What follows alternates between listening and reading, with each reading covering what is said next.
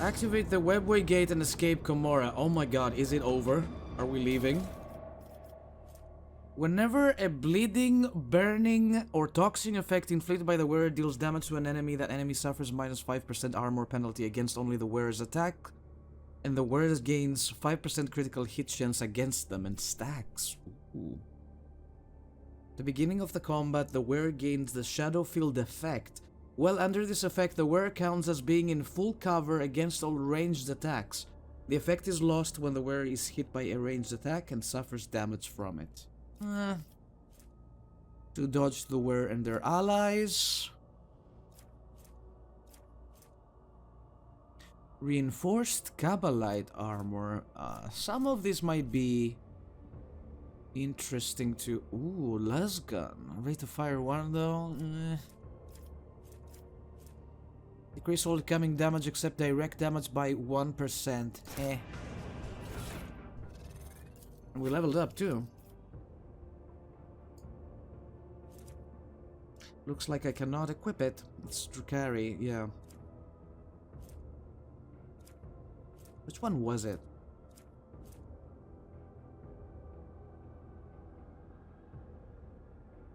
Isn't this the one Argenta was using?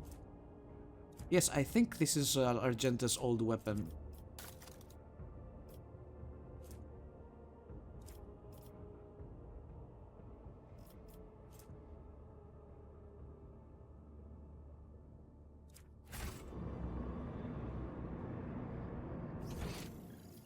I am not done looting. Oh yes, I was gonna check the armors. 50% restores 1 wound each round when the wearer has any number of the following damage, then armor against non-Drukhari enemies. There's also this. 15% dodge if the wearer is not in cover. Incubus armor. Sure.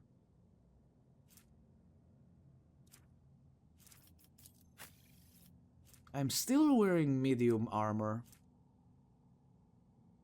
I want to be able to wear power armor though. Medium, light. Do I have heavy? There's this. Ceramite Xeno chestplate.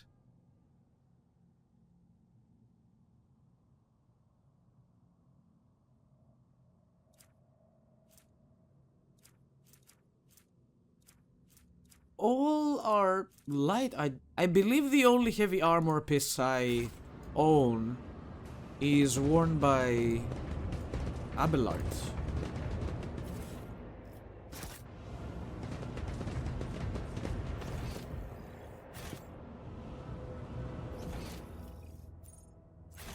It is time to go. Save our game, just in case. Should we level up first? Yeah, let's level up first.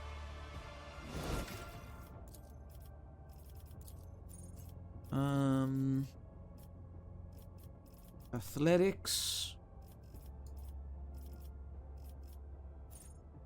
Evasive maneuvers. Get into cover. Get off me. While the braced effect lasts, the Navy officer can use the Get Off Me ability once per round, and the targets of their melee attacks must pass an agility resistance test. Oh. Oh. They fall prone. I'm always using that. That might come in handy. Demolition, athletics is strength, right? Awareness, perception, arouse, toughness. It'll give you Medicae. She already has a lot of demolition. I'll give her Medicae.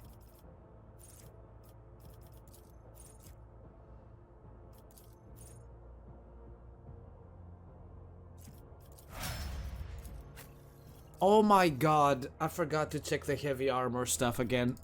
Every single time I level up. It always happens. Your athletics is pretty low.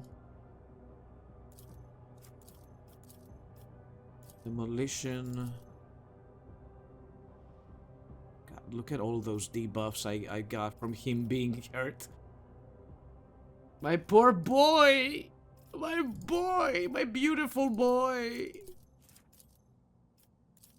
Even more tech use.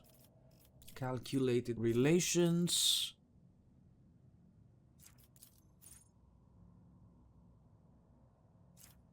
Close-up scanning. Hold on, have I given you... Oh. Strong point. Stratagem. Redeployment. Point of interest. All combat tactics bonuses are increased by 4% if the area was not moved for 2 rounds. Cassia. I'll give you more... carouse? Hold on, what else is there? Commerce, demolition, logic, lore, warp, mind over matter.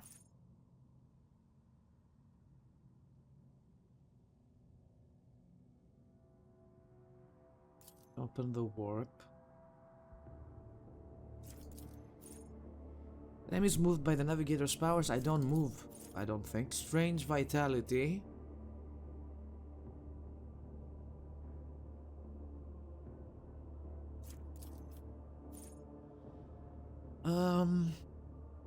To perception until the end of combat.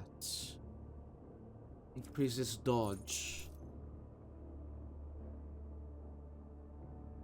Ooh, yes, more critical hit chance. I don't even have to read that. Athletics, no. Coercion, demolition, logic. Lore, Xenos. More Xenos, I guess. Bringer of Doom.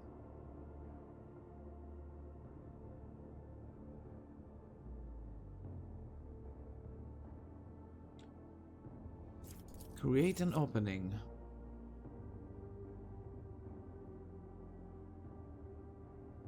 Yes. And finally, Ulfar. Athletics. Lifetime of scars, all out. Armor Master.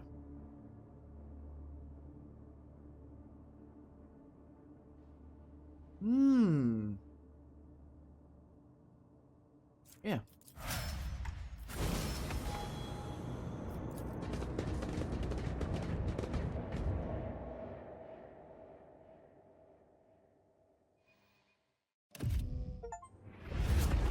With the physical horrors of Camorra behind them, a long and arduous journey possible only with the help of a Xenos guide lay ahead for the rogue trader and her party.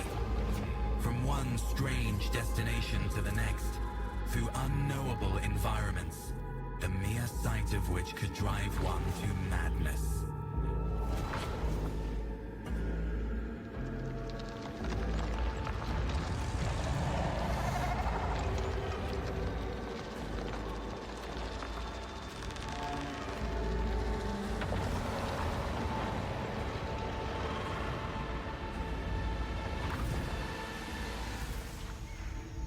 Despite the challenges, they managed to escape the labyrinthian webway and find their way back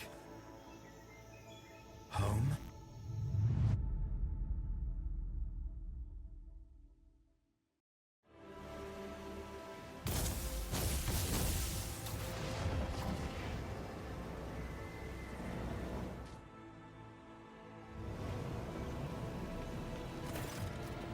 A poorly shaved commoner in worn coveralls eyes you with suspicion. He's clutching an autogun that looks like it is one careless reload away from falling apart.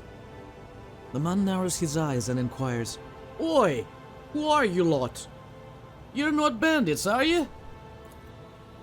Upon noticing a non-human in your retinue, the old man grimaces with contempt and clutches the aquila hanging around his neck. "And chumming around with inhuman scum, no less? Begone, you lanky freak! I compel you in Saint Cognatius' name, in Saint Dracomedes Keef's name, in Saint Drusus's name!" Is this monkey possessed or simply mad? I am the mistress of this planet, Pontificus von Phalantius, and I require something of you. Trying to pull a fast one on me, eh? Like her ladyship go wandering about this here swamp. Emperor Almighty. Blessed throne, mercy your ladyship, have mercy, blessed all eyes didn't recognize you. I'm just a lowborn, a small humble man. I'm only ever seen your lustrous visage on the holy icons in the temples of the capital. So who are you? I'm a scout, your ladyship. I wander the woods, I test the soil. Taking great care, the old man reaches into his sack and pulls out a scratched auspex with a long spike wrapped in a muddy rag. The tech priest told me, once 1,000 steps you have walked, thrust the mystical probe into the soil, say a prayer, then press the smaragdine seal. Offer 3 prayers to the emperor, then press the ruby seal. Thus will the probe test the land and tell you what minerals dwell therein. What do the people of Janus say about my abduction? Was that some rotten abduct you? Who could perpetrate such villainy? Kidnapping her ladyship, the nerve! We ain't heard nothing here on Janus. How are things in the colony? I won't shame myself by complaining. We leave thanks to be the God Emperor and your ladyship.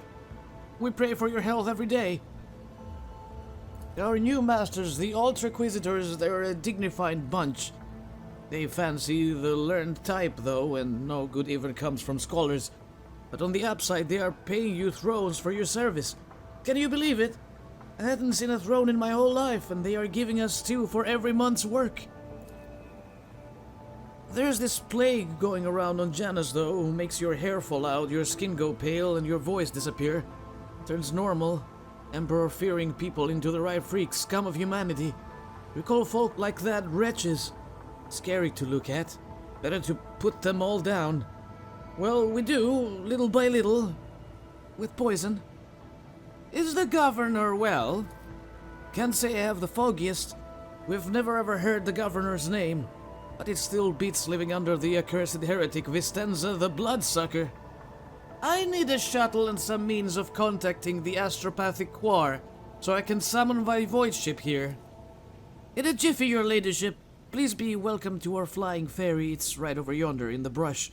It's also where our expedition's Vox Wizard is staying. Will your capital offer protection? I do not wish to exchange one prison for another.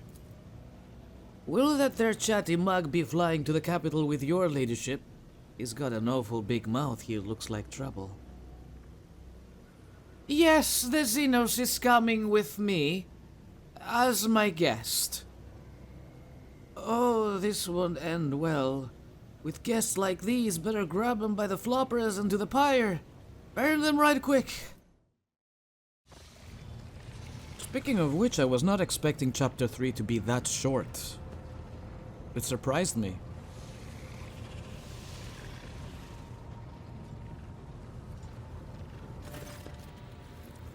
Welcome to the bridge, Lord Captain.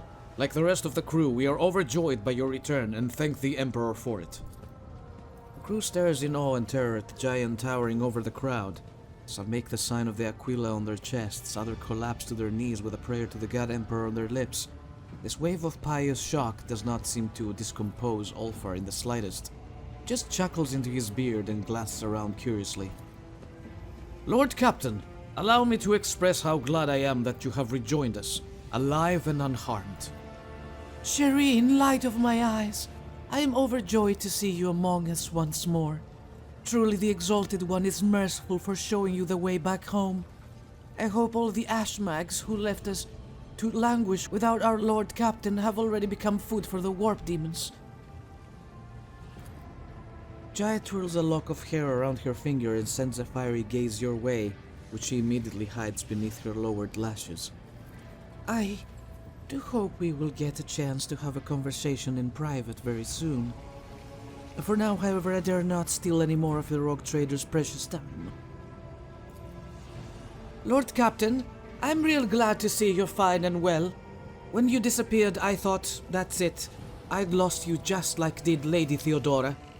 Left without a Lord Captain again. I did everything I could to make myself useful in some small way. I listened to the whispers day and night, trying to fish out anything about you. First of all, how much do you know about my abduction? Not much, Lord Captain. All contact with your party was lost shortly after the supposed pirates boarded the ship and abducted your companion Skinspeople. We immediately sent shuttles with boarding parties to your aid, but we didn't find anyone on the ship save for the crew, all of whom had either been butchered or driven insane.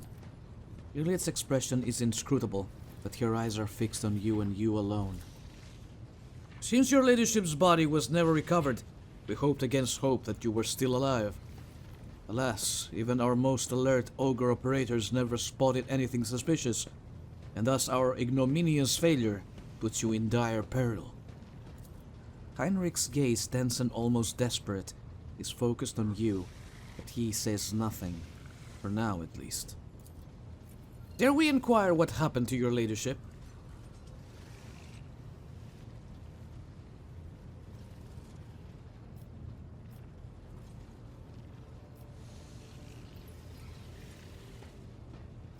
It does not matter. The topic of my disappearance is closed. As you command, Lord Captain. Where has my ship been all this time? The Officers' Council decided to take the ship to Footfall, where one can hear the gossip of the entire expanse. Our agents tirelessly searched for information about your ladyship. Had we heard ever a whisper, or where you were imprisoned, we would have immediately launched a rescue expedition. While you were absent, Lord Captain, we made every effort to find you. That resulted in a number of modifications to the ship that have significantly upgraded it. Thanks to the favorable deal secured by the esteemed High Factotum, the ship is now equipped with state-of-the-art auger systems and direction finders from Kiava Gamma. Enough empty talk. Your mistress is waiting for a proper celebration. We'll begin at once, your ladyship. Glory to the Rogue Trader! Glory to the House von Valancius!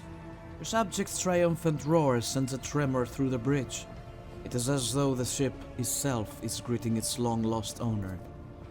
Lord Captain, the senior officers will report to you shortly. In your absence, we received a number of astropathic messages and dispatches that demand your attention. A group of servitors suddenly stirs, their movement frightening, identical even for automatons. They stare at you and say in perfect unison, "Hello, Nomos have come to welcome you back. We sense that a great deed has been done, a vivid imprint on existence. You did something very important. What was it?"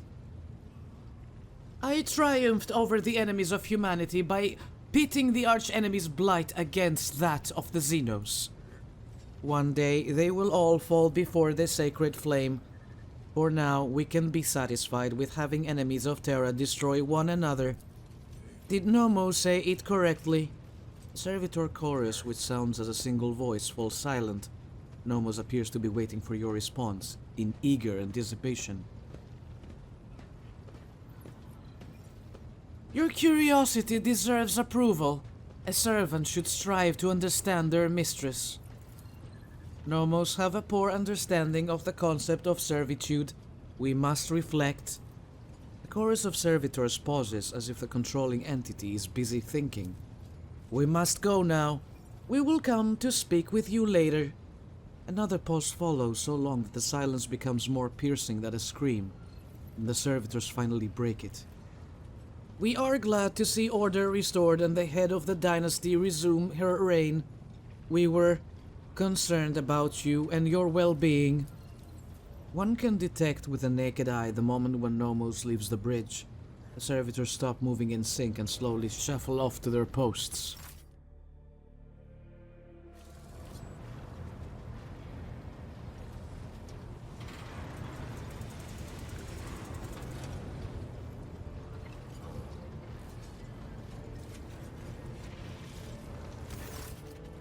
Your ladyship, I must report highly compromising information about a member of your retinue, namely Mistress Jae Heydari, who it turns out is nothing of the sort but a commoner, a fugitive from the law, and a deserter from the Imperial Guard. I have solid evidence to prove it. This evidence had better be incontrovertible. It is all here, your ladyship. Official records from the Administratum, attestations from the Departamento Munitorum, and much more besides. I want to know the details. I may have overlooked some nuances, but I have solid evidence that the person whom we presently know as Jai Haydari served in the 19th Ifrit Regiment and was identified as the perpetrator of numerous instances of theft and smuggling, as well as desertion. Didn't we already know these things? And this individual is not of noble birth, but of the lowest origins. How did you come to know of this? In your ladyship's absence, the person whom we presently know as Jai Haydari made a concerted effort to find you. After contacting all the coal traders in the sector, Haydari approached an individual by the name of Mercy, a highly influential and infamous figure in the Kasbalika mission. He was paid an eye-watering sum directly from your own coffers. Fearing that the predatory interests of the Kasbalika would pose a threat to your coffers, I began my own investigation. It was entirely reasonable to suspect collusion of some kind between Haydari and Mercy, and so my suspicions were confirmed. The two were connected. It was from Mercy's associates that I acquired the compromising intelligence of Haydari. I wish to see Jai Haydari. We have something to discuss.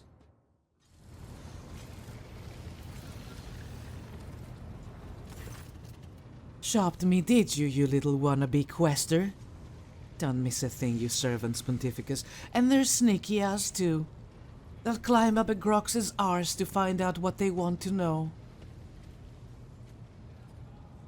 I think we need to talk about your past.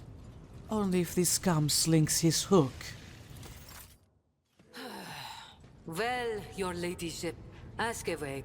I'll tell it like it is. I'm not going to try to wriggle out of it. So tell me your real story. So what do you want to hear, Shireen? A children's tale about a beautiful princess? A ballad about a queen of thieves? How about a new story, Shireen? Once upon a time, there was a little girl who lived on a sand-covered lump of rock, and the core of that rock contained untold riches for servants of the Imperium. The girl scraped out those riches with her little hands, breaking her back and coughing up her lungs, on behalf of people who had never clapped eyes upon her, and who would never know her name. She did this every day until she turned 16, and then his servants came and drafted the girl into the 19th Ifrit Regiment. Can you imagine? Of course, the regiment was wiped out on its first sortie, but the girl survived. The Exalted One protects. So what was next? Years serving in the Astra Militarum, just a shitload of hard labor, and fighting, and deals, and shady connections, and new opportunities. But everything in this world ends sooner or later, Shireen. The now not-so-little girl went and fell in with the Kasbalika. She saved up a little gold, and she even indulged in excess from time to time, until living the good life almost cost the little girl her head after her patrons got caught in an internal investigation between the Officio Prefectus and Departamento Munitorum. So the girl ran as fast as her little legs could carry her, until her eyes and the beams of fortune brought her to the expanse. A shitty story, all things considered, Shireen. Do you have a family? The folks on Footfall are my only family, Shireen. The trickster twins and the rest of the rabble, plain-talking and loyal as dogs. And sometimes as dull as the pommel of a worn-out blade. So you used to be in the Imperial Guard? Corporal Haydari reporting for duty, ma'am. I've had enough of the Astra Militarum shit to last a lifetime, Shireen. And my body's collected enough souvenirs from run-ins with Xenos and heretics to last 2 lifetimes. Except when it comes to the Guard, there's no such thing as used to be. That wretched life sank its claws into me good. But that also means I remember what it's like to be a small, shaking, insignificant pawn. And that's why I appreciate what I have now, all the more. How did you get involved with the Kasbalika? What? You think it's difficult? Once me and my fellow guardsmen snuck into the upper city in search of a good watering hole, where the high and mighty of that world congregated. Another time, our regiment was sent to defend the tallest spires on a hive world. And I had an epiphany. I saw how the other half lives. And by half, I mean the ones born with a diamond spoon in their mouth, instead of an entrenching shovel rammed up their arse. My eyes were open to the truth, Shireen. The Imperium is full of opportunities, even for people like myself. The trick is knowing whose palms to grease, whose boots to lick, whose throat to squeeze, and whose arses to kick. I was very popular with everyone in the guard command, you see. I'd procure things for them, whatever they wanted.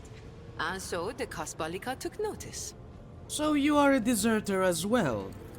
You know, Shireen, I could still be bouncing around from one world to another, holed up on tired old ships with only venal grunts for company, if I hadn't decided I wanted more for my life. I accepted a shipment from the Kasbalika of certain chemicals. You know, for carnal pleasures and the like. Some bigwig was throwing a party to celebrate his 5th decade in the service. And that's when I got the attention of the newly arrived commissar. I was rummaging through the pockets of Astra Militarum with one hand, and shoveling the Kasbalican cargo with the other. You can imagine what would have happened to my head had the commissar not started with my higher-ranked patrons. That explains the lung implant, but what about the hand? It was orcs. Not everything I say is a lie, Shireen. I see. Whoop the fu- Never mind.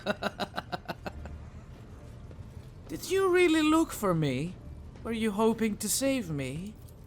It's not as if I could just abandon you. Even smugglers have principles and feelings. Unfortunately, all I managed to do was spend a pile of your thrones without anything to show for it. None of the operatives who do business with Xenos knew where to find you. Not even Mercy. I shouldn't have reached out to him. He helped me move to the Expanse and set up business here a long time ago. But I liked it better when he was safely in my past. About your new persona... Are you worried I'm going to start spitting on the deck and shriveling your officers' ears with my foul tongue? Don't be, Shireen. I much prefer being seen as a princess rather than a deserter. I'll continue to play the part in front of the others, but you wanted to talk frankly, so I've dropped the act. I think we have covered everything. Return to your duties. Sir, yes sir, your ladyship, Shireen. I'll be here, all primed and ready to go. Now then, Lord Captain, shall we get to business? We have a number of items to go over. The Expanse is in flames, your ladyship.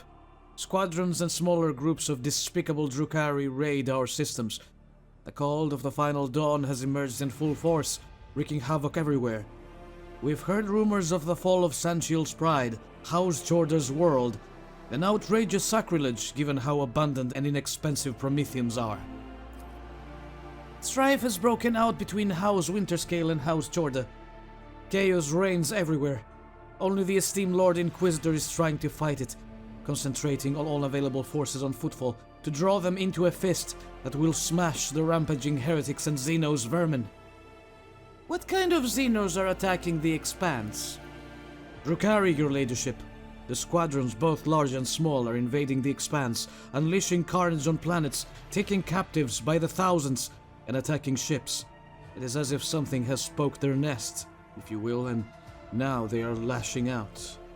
How further worlds of my dynasty? The heretics' malicious act make it difficult to maintain astropathic contact with the colonies. The cult of the final dawn strikes everywhere, and their sleeper agents are active on every planet. On Viabo 6, a mutiny was crashed after a group of newly arrived prisoners succumbed to blasphemous propaganda. But other worlds stand firm against the onslaught of the enemies of humanity and do not succumb to their pernicious influence. So Xavier Calcazar is leading the defense? Exactly. The esteemed Lord Inquisitor Calcazar has declared himself Warden of the Coronos Expanse and issued orders to requisition troops.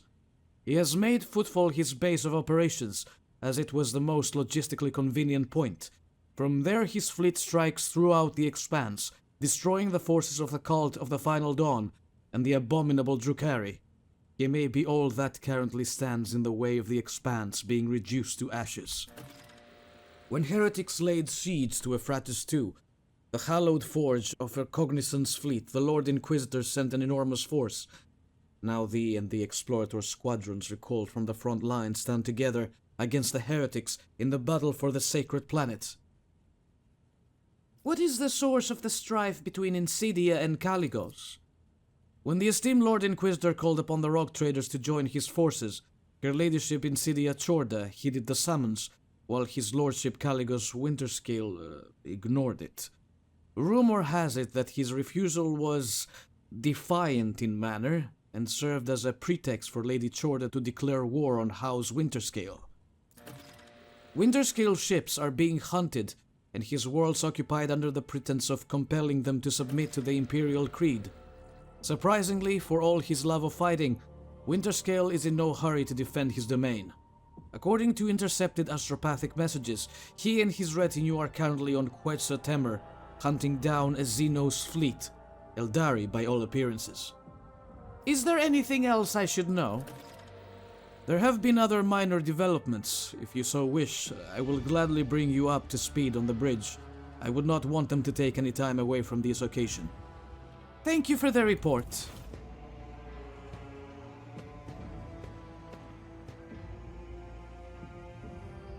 Lord Captain, allow me to make a request, a personal one. While you were away, the Choir Master received an astropathic message from Dargonus. It concerns my family. The Wersarians have been accused of treason against House von Valanches. What? How is that possible? I cannot comprehend it. The Wersarians have served the Rogue Trader dynasty loyally for generations. This is hard to admit, but the news has come as a crushing blow. The accusations were leveled by or on behalf of the Drive Stems, the governing house. Under normal circumstances, the investigation would not have required your involvement, and my entire family would have been... But being of noble stock, the Wersarians are entitled under an ancient custom to petition for a rogue trader's personal protection once in a generation. Your personal protection, Lord Captain. Do not deny us that honor, I implore you.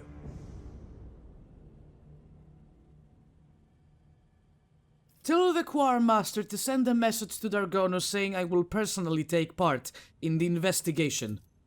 It will be done, Lord Captain. Can I get a moment to myself, please? Idira hurriedly enters the study, sniffling and hunching her shoulders. She looks haggard. There are bags under her eyes.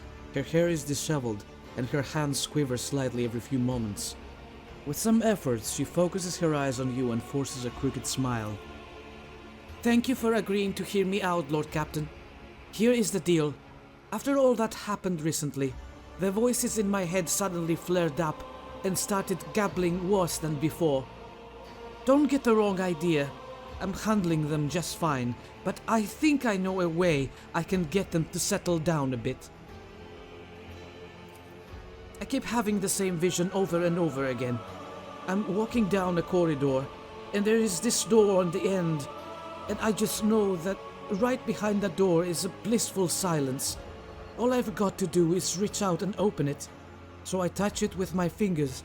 I can feel the cold, rough metal, and then I suddenly snap out of it and always find myself staring at a wall in some compartment or other. I look behind me, and all the doors on the way are open, but I have no memory of how I got there. Lord Captain, I'll cut to the chase. Please help me find that door. I'm not joking, this is a matter of life and death. My gut tells me it's my last chance to deal with my powers. And if I don't... Before I make my decision, I have questions to ask you. Absolutely, Lord Captain. Ask me anything and I'll try my best to answer. What do you think is behind the door? I've no idea. Maybe it's some incredible implant from the Tech Priest's secret stores. Or I don't know, a serum kept in the Inquisitor's vault. There's such a thing as an archaeotech, right? plenty of it lying around, maybe some of it could help me. Do your visions contain any clues on where to start looking? Vague ones, as usual. I think I can hear the muffled cries of some weird birds, and my head is sweating like it's somewhere hot. I'm surrounded by rockreet, your everyday Imperium stuff, except it reeks of burnt flesh, fried cables and chemicals.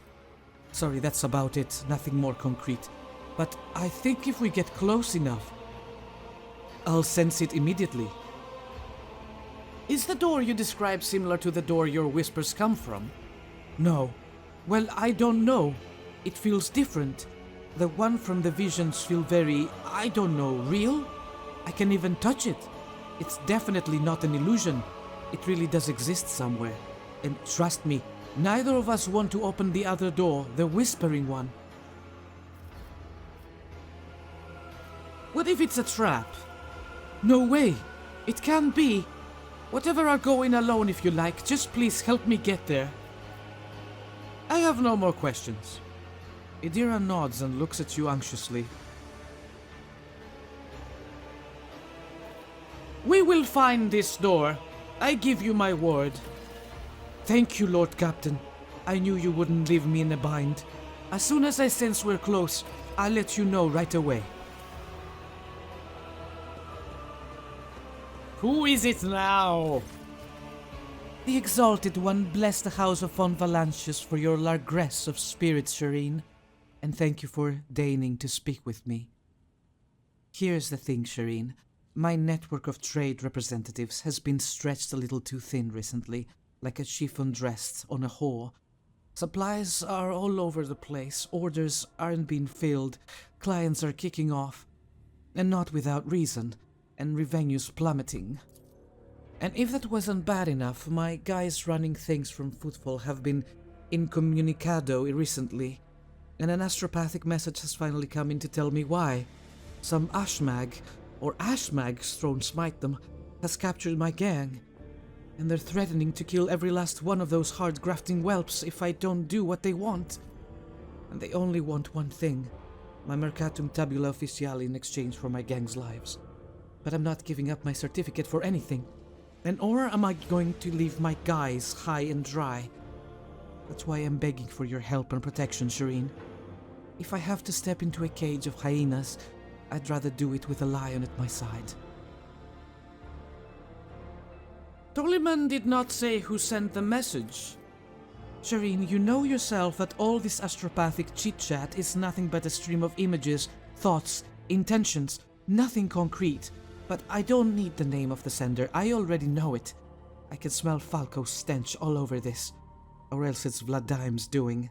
This is just that damned Ashmag style, as it take him. When we reach Footfall, I will help your associates. I look forward to that day, Shireen. And praise be to the Exalted One for bestowing such a miserly portion of haughty indifference upon your heart. Oh my god, give me a break, people! Pontificus, I apologize for barging in unannounced. I have received news that I must discuss with you face to face. You may recall that I mentioned that Achilles calendar was transferred into my remit by a colleague. The colleague in question has contacted me. She requires my immediate assistance. Who is this colleague? Emelina Lichtenhart, sage to the Lord Inquisitor. Tell me more about her. Who is she? An acolyte who was assigned a different range of objectives in the Corona's expanse. Throne take me, I'm still trying to hide information from you even when I'm asking for your help. Emelina is a sage, a unique acolyte of the Inquisition who can absorb huge amounts of knowledge and store it in her own memory more securely than any data crypt.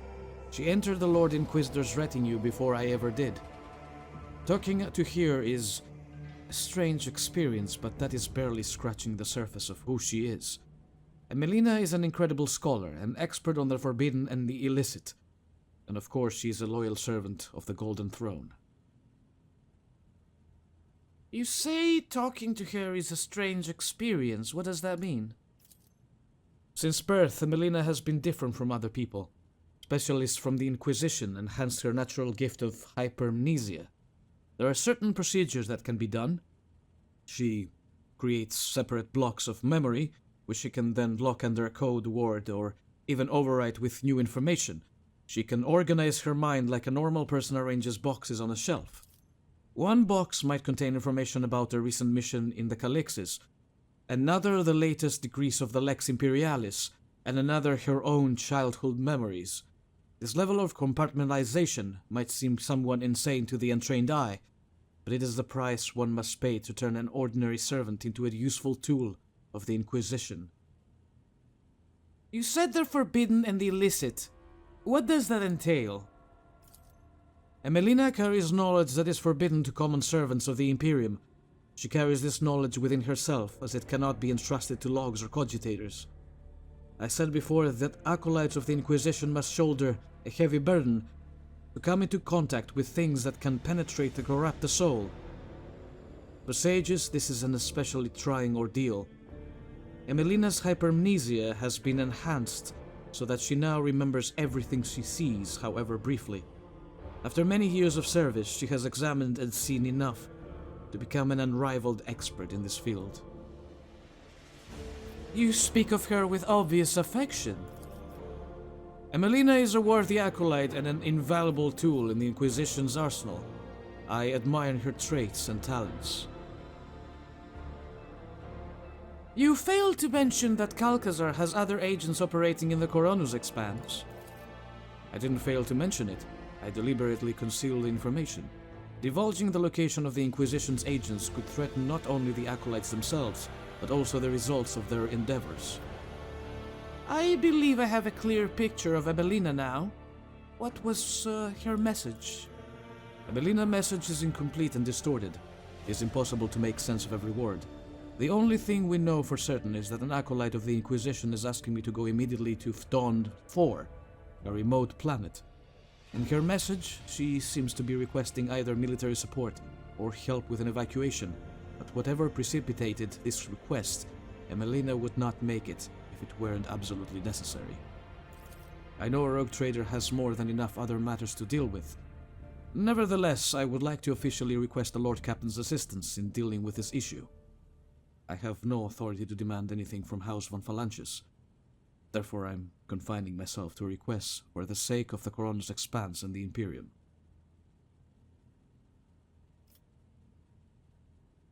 How did you circumvent me and acquire the information from the astropathic message? Lord Captain, a rogue trader may be in a position to challenge the Inquisition's authority over the soul, mind, and actions, but a rogue trader's astropaths and Vox officers? Hardly. Is there any hint of what exactly is threatened Fton 4? For the avoidance of leaks, the details of the objectives of specific acolytes shall remain a secret. All I can tell you is that the primary threat that Melina was dealing with in the Coronus Expanse was Xenos. In particular, Drukhari raids on distant systems. A sage is ideally suited for gathering data about the chronology of this problem and finding appropriate methods for combating it. As for what Melina is doing on Fton 4 specifically, I don't know. I don't even know any details about the world itself, only that there are humans there, so either it has been colonized or a garrison has been established there. The cult of the Final Dawn has been my top priority here, and my investigation has given me no cause to turn my attention to that planet. I shall help you. We shall go to Fton 4 and put an end to this threat. Thank you, Lord Captain. I am confident that this minor deviation from our primary course will help to stem the spread of anarchy in the Coronus Expanse, if only slightly. At the very least, we won't be outflanked. I've already spoken to the navigation crew and provided them with the coordinates of Fton 4. We can set a course for it as soon as you give the order. Are we done? Oh my god, what now? Leave me alone! Enough, Xenos. Justice will be done, one way or another. Slither all you like, heretic spawn, but you will never leave this ship unscathed. The bridge is enveloped in an unusual silence. The officers on duty are huddling in the corners, looking on curiously at what is transpiring in the center. What is going on? Catching sight of you, the curious crew members dash to their posts, leaving only the senior officers in the middle of the bridge. For how long are you going to tolerate this filth on your ship, Pontificus? This foul traitor who has already dragged you into the darkness once and who almost left your protectorate without its sovereign. Rogue traitor? Has Eldari heresy clouded your judgment? Treachery always means death, either for the traitor or the one betrayed. You almost died in Comora. Your retinue, you know what became of them. Is it not high time that justice was done? Those present nod wordlessly but do not dare to interfere. Now this is a fine spectacle. The inhuman gets what she deserves. Let us all watch and laugh. Iliad does not react to the curses being slung at her. With an imperturbable expression, she watches the crowd before her, then turns her gaze to you. Anyone else want to share their thoughts? You know, Lord Captain, I will support any order you give, but to keep the Xenos in the retinue, especially after everything that has transpired because of her, it would not be wise. The enemies of humanity have no place among humans. You know this, but death is far too merciful a sentence. What I endured was far more terrible. The heinous behavior pattern of the Xeno entity and of specimens similar to hers statistically leads to unfavorable and unpredictable outcomes. Iliad blankly surveys the crowd.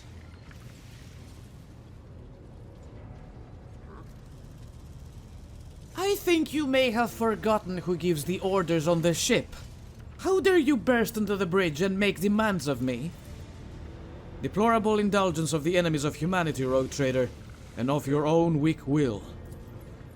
The one who points out a mistake shall be rewarded for the truth, but if you do not wish to see the truth, remain among the blind. Everyone present timidly averts their eyes. Speaking up against you definitely was not part of the plan. They will forgive you. Not all of them, and not right away. But they will. Stop it. You cannot believe that, Elantak. I do not need words of comfort. The words of this monkey do not touch my soul. Only your thoughts matter. Yours and mine. Are you all right? Your monkey have had it worse. I will live, and the wounds of my soul will eventually heal. They will live too, but their souls will forever bleed painful memories. Do you really not care about what happened? Or are you trying to conceal your true feelings again? I am sorry that my mistake led anyone along the paths of the Dark City. I can see their pain and rage. I understand. But words and pity will not help them. Only time and perhaps revenge, which will dull their pain for a little while. But you have taken away their chance for revenge, Elantak. And all we can do now is wait. It is time to get back to work. Until we meet again, Elantak, may the darkness scatter into a myriad of new stars before you. Am I free? Oh my god, yes! We can finally take a break. Thank you everybody for watching. Have fun whatever you do. Take care of yourselves. And don't forget, keep on gaming. I will see you all next time. Bye-bye.